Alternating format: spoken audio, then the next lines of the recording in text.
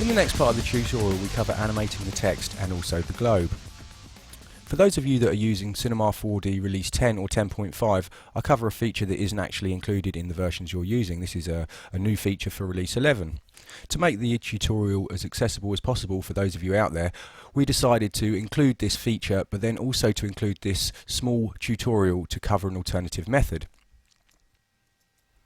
So if you are using Release 10 or 10.5, I would suggest that you watch the tutorial, and when I reach the section where I'm talking about animation layers, you can skip over that section and come back and refer to this tutorial here. That will mean that you'll be able to carry on working through the rest of the project without any problems. So when I use animation layers in Release 11, basically what I do is I add in some extra rotation on the sphere to clone onto object, and as we scrub through, when the words whiz around, we just added some extra rotation there so that the kind of globe spins a small amount, just to kind of link the two parts together. Now, as you don't have animation layers because you're using Release 10 or 10.5, we have to look at an alternative method for that. And the easiest way to do that is to take the sphere to clone onto object and to parent it to another null object. So with that selected in the Object Manager, hold the Alt key down and add in a null. If we scrub through, you can see that that hasn't actually changed anything in our scene. Everything still works as it should do. But now what can happen is we have an extra object in our hierarchy and we can add the animation to this object instead. With Release 11 we can select our sphere to clone onto, add animation layers, and we can then add more and more layers and more animation to each layer. It's a lot more of a flexible system and it's a great reason to upgrade. But for now what we're going to do is we're going to do it using this extra null that we've just added. So let's call this null extra rotation. So with this selected, select the Coordinates tab in the Attributes Manager, and we're going to go through and we're going to add some heading keyframes.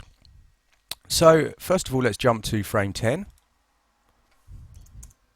Okay, and at this point the first piece of text animates round. So let's add a key for our heading by holding down Control and clicking on the dot. If we now move to the point where the text is in place, which is frame 20, and let's set the heading to be 150.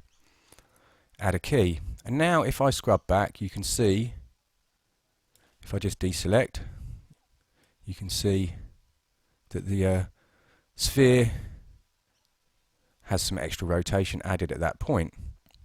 Now if we move to the next set of keys here at frame 55, this is where the Top Stories whizzes off and Latest Sports comes into place. So select the null extra rotation again, and here let's add a key at 150. Let's jump to the next key,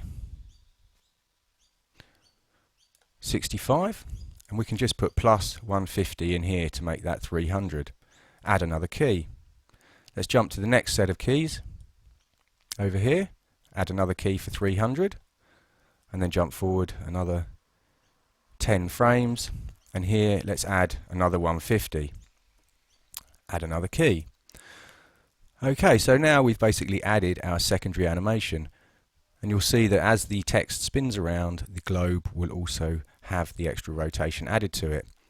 Before we go back to the main project, however, we need to check our F-curves and make sure that everything is okay. So if we select the word rotation, hold Control and just click to move to our F-curves, like so.